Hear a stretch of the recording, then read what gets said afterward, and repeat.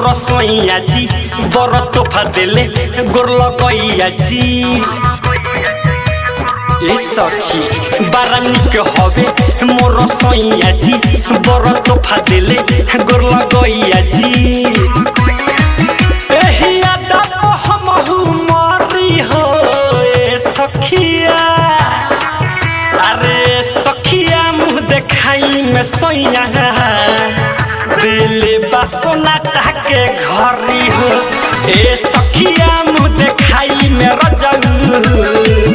दिले बासोना टाके घरी हो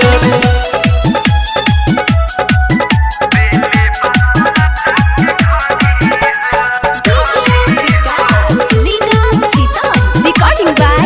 Misal Recording Studio. जैसन सोचनी वैसन रे सखी मिलल हमर भतारा हो कौन कमी सिंगार में न करे श्रद्धा पुरावे हमारा हो ए सखी जैसन सोचनी वैसन रे सखी मिलल हमर भतारा हो कौन कमी सिंगार में न करे श्रद्धा पुरावे हमारा हो हमरा कहियो कहे परी हो ए सखिया अरे सखिया मुँह देखाई में सोइया दिले बासोना टाके घरी हो ए सखिया मुँह देखाई में रजऊ दिले बासोना टाके घरी हो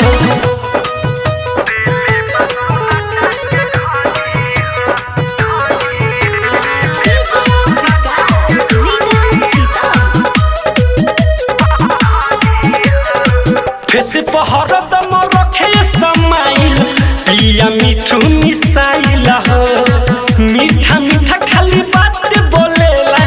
ओही पर रही पगलाइल हो सुनो ना हो फेस पहर दम रखे समाइल पिया मिठू मिसाइल हो मीठा मीठा खाली बात बोलेला ओही पर रही पगलाइल हो बिकिरा से भल गई टरी हो ए सखिया अरे सखिया मुँह देखाई में सोइया दिले बासोना टाके घरी हो ए सखिया मुँह देखाई में रजऊ दिले बासोना टाके घरी हो Recording by Misal Recording Studio.